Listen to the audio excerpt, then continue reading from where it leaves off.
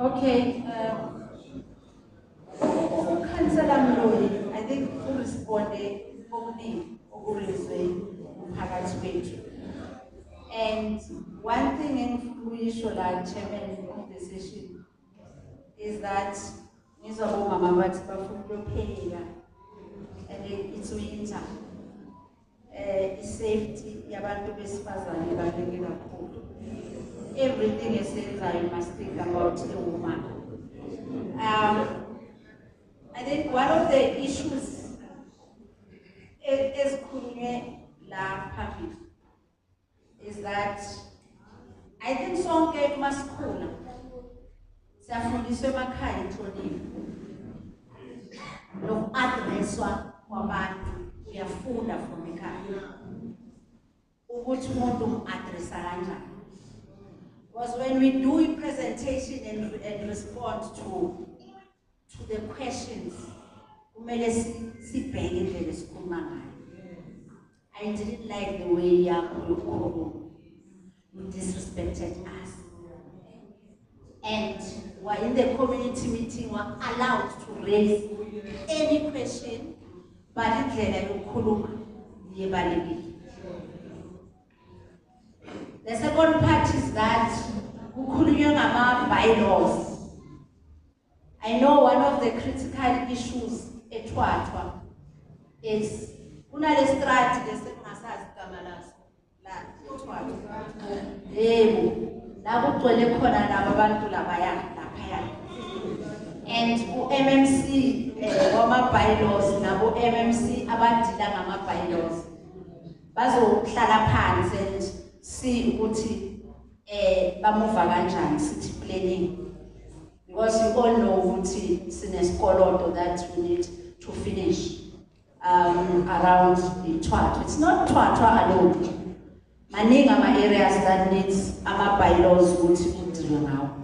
So one of the issues is that when wakha endaweni wrong or when ispaza shop endaweni engamelanga uyenze kuyo, first umasipala abamanage adilize.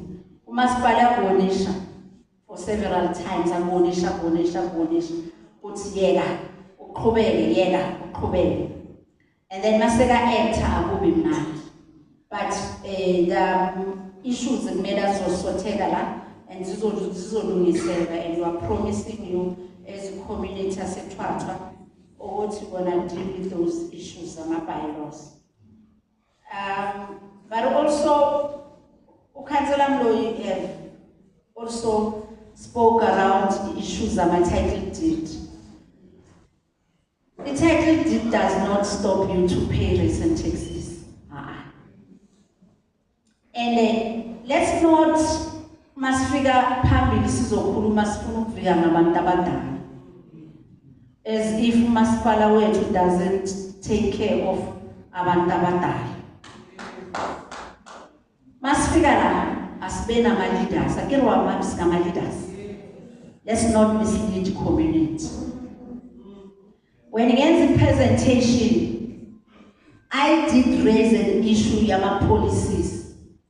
I spoke with issues of Zaman debts write-off. I can recall me. Now, for one to come here and then say, as if we didn't speak about that. It's something that we are doing each and every day as the municipality. We take care of our elderly. That is why each and every time we encourage those abangasebenzi sicela niyene CCC no register for ama indigents if you are not working. Namanje sisanicela mawuzazi ukuthi awunamandla okubhadala, you are not working, iya CCC yo register ukufaka indigent. Indigent gets certain kiloliters yamanzi bathole nogesi mahala umasipala.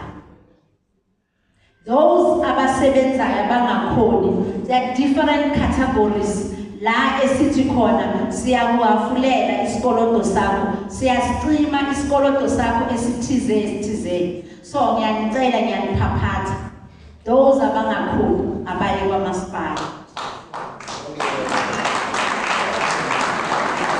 But one thing engeke sivume is for abantu that abatohayo abavika ngabantu abangasebenzi, and then they expect us as umasipala to allow them ukuthi basithole ama-services mahala. It's wrong. Sinama DSTV emakhaya ne? Angisho sinawo? Asinawo? Okay. Angisho nithi asinawo ne? You know, some of us are very good to kokoteni nje unannounced, ne? Sit us now. We'll visit your house one day. So God with us now at DSTV.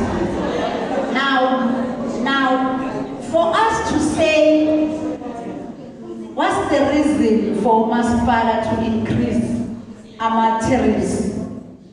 Siambuza lo yamuntu multi-choice, which was the reason for multi-choice to increase our tariffs with DSTV. Umasipala wethu waseBululeni, if sonke siyakhumbula. Last year IDP also we came, as long as increase in this each and every time as increase. And I said to you, if Nama inputs, I can show this a draft. This is a lungelo lokuhamba nokhuluma, but iqiniso sokumele sikumele ekutheni uDSTV sinaye. Marubhadala ama-rates and taxes kamasipala dololo. So let's work together. See community nomasipala sibambane. Sizokwazi ukuthi sithola ama-services esiwafunayo. Angifuni ukungena kule issue yama-security nama-cleaners. Izosenza sipolitiki. Chairman Rachid. Izosenza sipolitiki and akumelanga sipolitiki. Because we said masiza lapho. Size ku-community meeting. Asizelani politiki. And in Ekurhuleni, there's one head. It's no executive man. Uyi-one, abekho 50. Uyi-one. Ubaba Qhakaza has pronounced around the issue of security and finance. So, asikwazi ukuzala phambili sithi ubani wafaka emotion ubalaza asiyekele le politics yethu. Siyapolitika nabo Rachid kuKhansela. Asiyeke. And then MK yayaka izokuza bayeza nabo. So and then and I think we've noted issues graders and all other issues that is raising in the community. But I was saying as umasipala, because I can't respond to everything in raising. Most of the issues that is raising, you have raised issues of service delivery and issues of sewer zinotiwe by our own department. We'll work together as nama councillors wenu. So siza la sinimamele nisithethise ukusithethisa kwenu siyahamba siyazicorrecta ngisho sizobuya futhi sibambane. Bathi kusebusuku chairman. Ekumele uyenze manje ukuthi ubavumele bavale ngomthandazo bese sizophinde sibonana ama-councillors will come to ama-wards wabo and talk to communities again in regards to this item.